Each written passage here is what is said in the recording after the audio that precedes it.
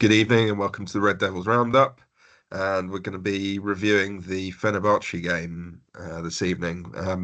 Matt, what did you make of it? Um, yeah, hi Harry. Nice to be back. Nice to be back Yeah. in my office as well for a change. Interesting game, actually. I feel a bit strange about it in a way because I actually think generally we did quite well. I thought Fenerbahçe were really good, really well organised. Played how you'd expect a Mourinho team to play, and I think United struggled to get into the game. We've seen Mourinho, and we know from from when he was our manager, of course, how he likes to set up and how he's obviously got the better of Ten Hag before, and that's actually what I felt happened today. I thought Garnacho was really good. I thought Rashford was really good. I thought Xerxes, for me, actually, I thought he played well in the first half.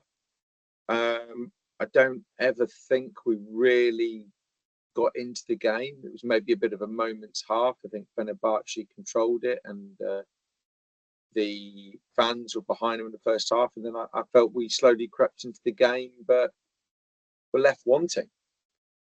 How did you feel about it? Yeah, I felt like Rashford and Garnacho looked okay going forward. We looked dangerous when they had the ball, but really we lacked that quality with the final delivery or the final shot.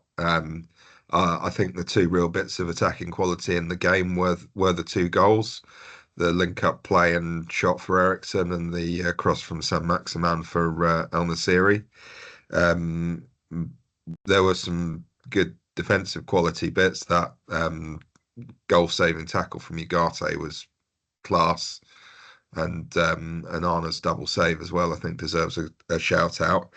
But just generally, I mean, you look at it at the start of the campaign and you think, end of the day, draw away at Fenerbahce is probably a good result. Um, but looking at it, given where we are in the Yeah, competition, you, 3 points after 3 games is not very good. And looking at the teams we've still got to play, I mean, you think Bodo Glimt, Rangers, there should be games we're winning easily. Glimt have won two and drawn one in their first 3 games. Rangers have won two of their first three. Steaua Bucharest have won two of their first three. So these aren't bad teams, and they're going to be difficult games, I think. Um, it's absolutely vital for our Europa League campaign that we get that win and the 3 points on the board in the next game against PAOK, which is in a couple of weeks' time. At least it's at home, and they've had a tough start to the tournament with just 1 point. But yeah, that win is going to be absolutely vital. I think it's just looking at where we are in that table, we really do need to start picking up those points. Otherwise, we'll be struggling to get into the playoff for the uh, for the knockout rounds, which would be yeah. fairly embarrassing. I think this is my biggest problem moving forward now because how as a team are we and a club in that position? You know, what is it they said? It's like 12 months today since we've won a game in Europe. I mean, that's a It's crazy crazy, stat. isn't it? And we've not been up against particularly strong sides like Champions League last year, Copenhagen home and away, and Galatasaray home and away. I mean, you got to be winning those home games, and really you back us historically to get away wins at Copenhagen at least, and then 20 at home, uh, then Porto away and Fenerbahce away are tough games. But yeah, I think there should have been at least 3 wins out of that lot, maybe four, and we've got none. Yeah, it just hasn't been good enough. And I think, you know, it's oh bless you. I think we know. I think we know something's missing from the team anyway. But that's why I had quite mixed feelings, because I actually looked at it and thought, we didn't play well, but there is just something missing. We know there's an onus on scoring goals. It's crazy looking back at our lives, and I was never worried about United, scoring goals or having the ability to score goals. And actually, it's been such a long time since I really felt confident. Oh, we're just going to bang a couple of goals in there, no problem. And I don't think it's due to a lack of attacking talent at all. I think the attacking talent is there. It does not always perform, but that talent is there. And what is that missing ingredient that we're missing? I was looking at the Yeah, game. there just doesn't seem to be that cohesion there. Their their run, their passes and their runs aren't timed for each other. They're not, No, you know, they're not looking up and seeing the player making a run. The player's making the run, and then they're looking up, and then the player's offside. That it's yeah. I You need that attacking playmaker to really knit it all together, to find the right balls at the right time to you know put the team through. And I was really surprised that he didn't take the opportunity to try Ericsson out in that 10 role. I thought that was bizarre. I don't think Mazraoui did anything particularly wrong, but he it's not the role that he's good at.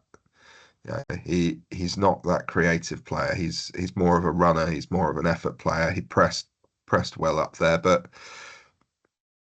yeah, we just even when Bruno plays, because he's playing such aggressive uh, passes all the time, he's not knitting it together. He his success rate's way too low, and you just yeah, they're just not finding the right balls for the right players at the right times, and you need that 10 in there with that sense to find those players. Um, yeah, I think we struggle to really get hold of the midfield and control the game. We sort of moved towards having an even split in possession toward like over the course of the whole game, but they had quite a bit more possession in the first half. Um, yeah, I think Ericsson is good on the ball, but it does leave us short when we're off the ball and recovering it.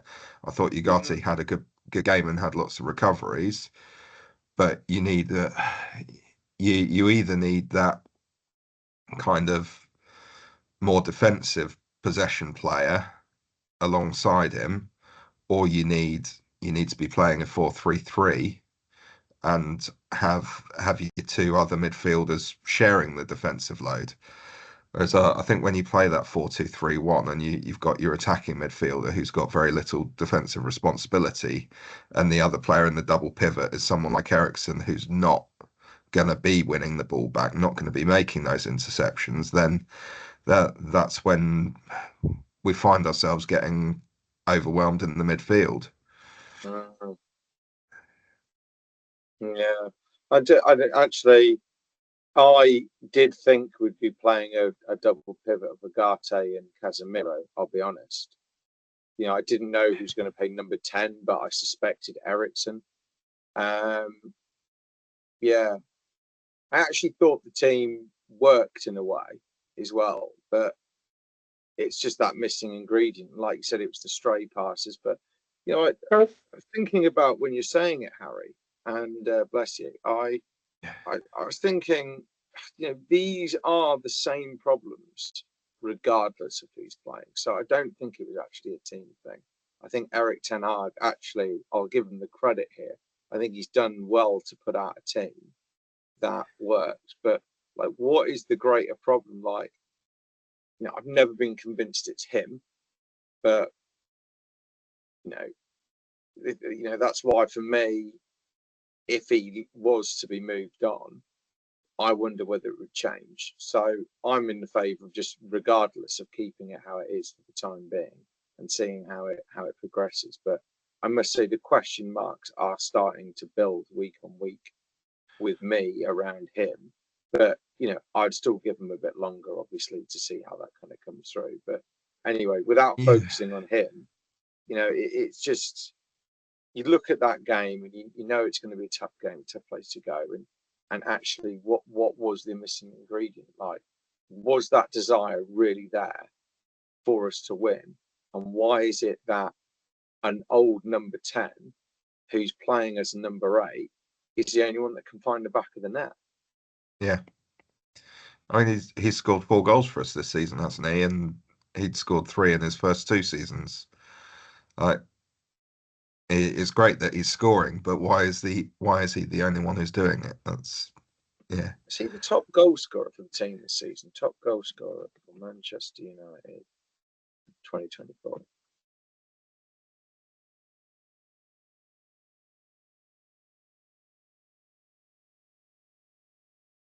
This is last season. No chance that's this season. Yeah, here we go. 24-25. Oh, it's Garnacho. Is that all competitions? Apparently, hold on. Thing rejects. So all competitions. Rashford, Garnacho, sorry, then Rashford.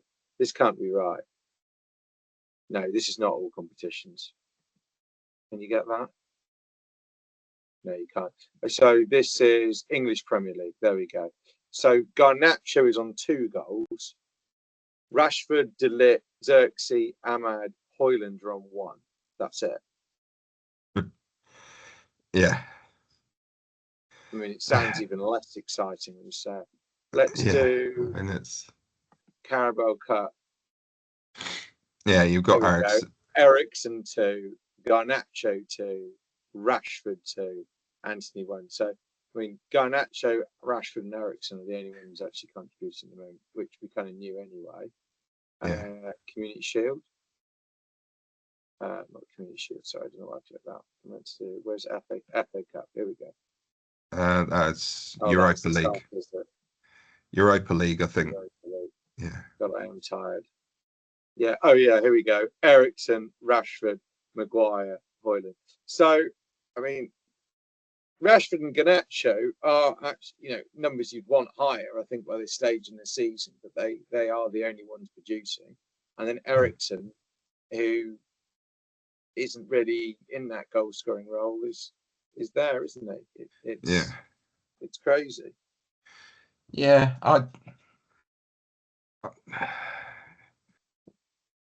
I think you look at that team, and if you were to get rid of Ten Hag and get a different manager in place, it's still the same players, and you're missing that cog that knits it all together. The thing that just surprised me was that he didn't take the opportunity to see if Eriksen can be that cog, and it was you want to back him and you want to support him, and I don't think that changing the manager helps the cultural issues in the club. But if he keeps making selections that just baffle everyone, like how can you that don't work? I mean, if he makes a left field selection that works, then great. But when he keeps making them that don't work, then you've got to question whether he can actually get those results and turn the team around. Because he's clearly good at developing players. We've seen that. But is he? And actually, he built a fantastic team at Ajax. But is he going to be able to build a team with these players, or is it? Dutch managers notoriously are not successful in the Premier League as well. Obviously, Slot at Liverpool is turning that upside down, isn't he? But and Ten Hag looked like he was going to do that at United in his first season, but that seems to have fallen away now. So, has he got what is needed to bring it in? I just don't know. I left that game just think I never felt we were going to score another goal. No, we no didn't matter look how that. hard we were trying. there was that period of time when it was bouncing around the box, but there was no killer ball coming in, and I was watching it, I was thinking, oh, is it? No, there's nothing there. It's these like winding their legs up to take a shot. I felt the only time actually we were going to score, but I just didn't think we were going to score, was that Højlund misconnect with the shot and stopped by the keeper. But yeah, I don't know, mixed feelings, because I wouldn't say I was we quite played excited for badly. the game, and I just feel really deflated afterwards. Yeah, I just feel a bit lost, Harry, because Hmm.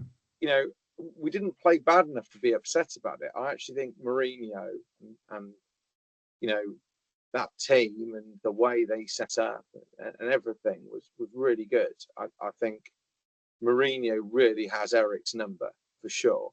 Like, Eric Ten Hag needs to come in with some new game plans. And what's worrying when I say that is, I feel like I've said this a few times. The game plan is wrong. Yeah. I know it's not the same as what he started with, but I think people just know what he's going to try and do. And actually, it's the same thing with when we were talking about the team. It's like, um, this, that, and the other, blah, blah, blah. We're going to have to play this player and this player. And then you come out and it's not that team more often than not, which is surprising. And then actually the time when you think, he's probably going to go with something a little bit different here, he then does it. Like, he seems to be going against the grain and what everyone else thinks should be done. And I suppose that's the big red flag for me. Yeah, it's like he's almost insistent on not doing what people want him to do to just prove that he's the one who's right. He's kind of being a It's bit what it's like. contrary. Yeah. Yeah, but you know what? That's really good. That is. It's like he's trying too hard to go. Oh, do you know what? Everyone knows I'm going to play this team, so I'm going to play a different team and try something new. Or it'll be the same, but I'm going to move that player 2 meters to the left. Oh, then I'll see that coming. But there are little things. I think it's quite hard to see the little things he's looking at, because I think he's, in a way, he's like Guardiola with the level of detail he goes into. But is he missing the bigger picture now? Because Yeah. sometimes I feel like we just need to take it back to basics. But yeah, I don't know. Yeah. I suppose At this point as well, I think that the players are so bereft of confidence that you need to just find a way of doing what you can do to win these games and start getting some momentum. Uh, but weren't we just doing that, Harry? Like, I feel like we're moving in that direction, and it's got to be. It's very easy to sit here and be like, right, we just should have won. I do feel like we're moving in the right direction, and that's why I'm not like deflated and upset, because I don't think we played badly. I think, unfortunately, we came up against a solid Mourinho side that lacked the quality previously. But how many times have we seen him pull out a draw or a win like that? Mourinho knows how to get those long-term results he needs. And I think that's what happened today. He yeah. knows when to play for a draw. He knows when to be more defensive. I would say he knows when to go on the offensive, but that's not really the Mourinho style. He always won the games that needed to be won, and he drew the games that you couldn't lose. And he was so successful as a manager. And I just think there's that mental edge he's got over Eric. He walked into it as well being like, look, I don't need to win it, right? But then actually, when that goal goes in, it goes to him, and he's writing it down, isn't he? Being like, right, this is what we're going to do. And actually, I was going to text you, but it happened too quickly. I think at the time we're the most vulnerable is when we come out at half time. And I bet Mourinho was like, guys, they're the most vulnerable when you come out at half time. You've got to do this now. And it was At the just executed. start of the Yeah. game, for first 5 minutes of each half, last 5 minutes of each half, we just seemed to concede so many of our goals in those Yeah. times. Yeah. Yeah. And I bet he's highlighted that. We know Mourinho is good at those kind of things. So that's a strange thing. But anyway, let's look forward. I feel like the Europa League's just such a must-win tournament for me, and I don't even know if we're making it through. Yeah, We're going we to we progress. couldn't look further from winning it, to be honest. Yeah. You're looking at teams like Spurs, Anderlecht, and Lazio, all three wins from three. They Ugh, seem to be miles ahead of us. Um, Spurs are yeah, my new favourites. I thought we would easily have them down the thing. Spurs. I mean, they just don't know how to win trophies, do they? But I think they've got to be looking at this European League now, being like, this is a priority for us because they're not winning the league. Um, no chance. I thought Arsenal would do it this year, but after yeah, losing to Bournemouth, it now looks like it's back in City's court. Um, I just don't think that Spurs is anywhere near them. So, the yeah. manager's got to surely I'd be looking at that. I'd still say you've got that Spursy thing with winning trophies, and just as long as we can stay in this one, take it deep, then the deeper we go, I think we've got a good chance. But we need to get to that point, and yeah, that's the big thing, isn't it? Anyway, West Ham away on Sunday, Yeah. 2 o'clock. So what's it? 36 or so hours after this game, maybe Mm, 42 hours. That's going to be, yeah, I think that's going to be a tough one.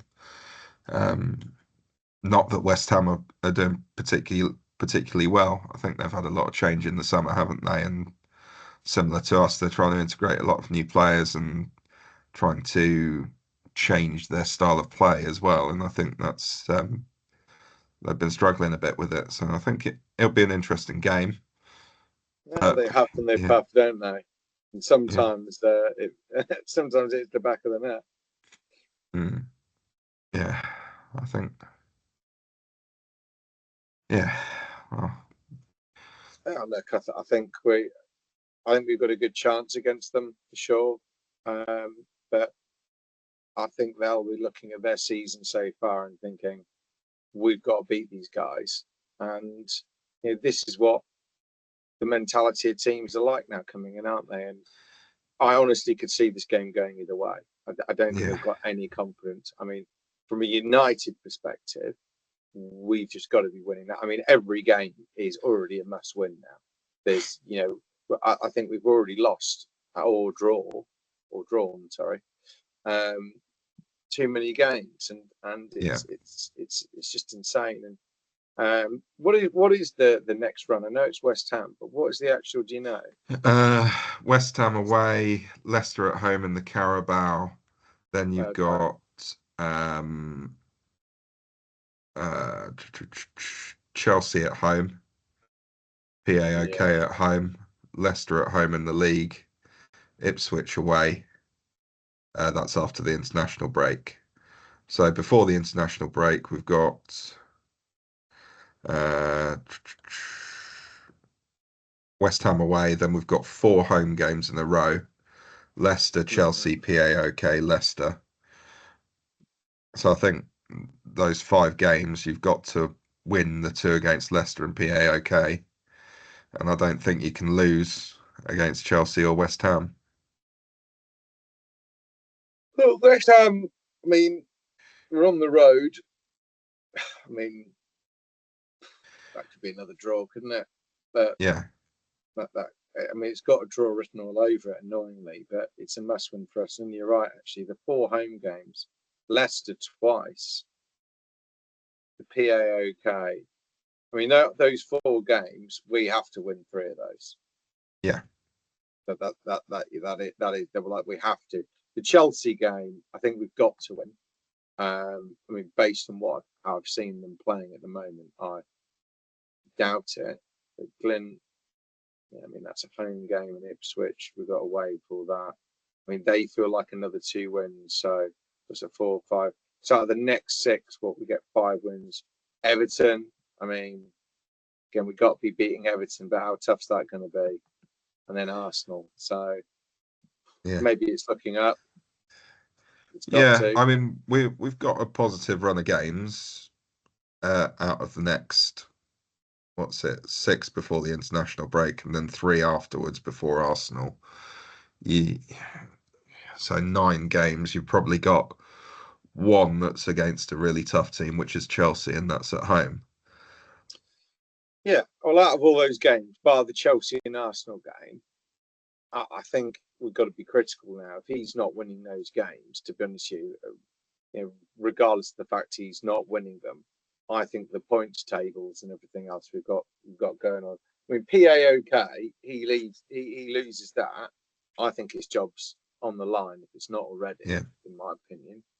And you know, um,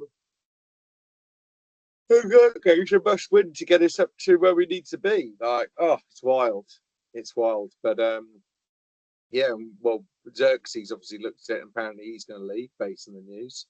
He's not happy about it. He's gone. yeah, that seems odd to me. Like, who's reporting that? Actually, quite a few outlets. I think it's rubbish as well, to be honest with you, because the media have been nowhere near anything that's going on, unless it comes from Romano and Austin. It seems to be absolute bullshit. Yeah, I But think it's a load of bollocks. And everyone writing him off after 10 games is ridiculous. well, I agree with you there. You said, didn't you? You're like, oh, what was it? Vidic and Evra were awful when they first turned up, and then Yeah, gone on to be some of the greatest in their positions of all time. I think he's a young up and coming player. I'd give him time. I yeah, think the biggest problem is the midfield, the left back, um, and actually left centre back. We need one more centre back. And to be honest, I've got a feeling by the end of this season we might need a new right back with the amount of those games that those two are playing. But yeah, yeah, we get those. I mean, obviously Anthony's maybe up for grabs now, isn't he? Because he needed to have a hot start to the season, and I can't imagine we're too far off coming up to the third way mark of the season. It's got to be in a few weeks or something, hasn't it?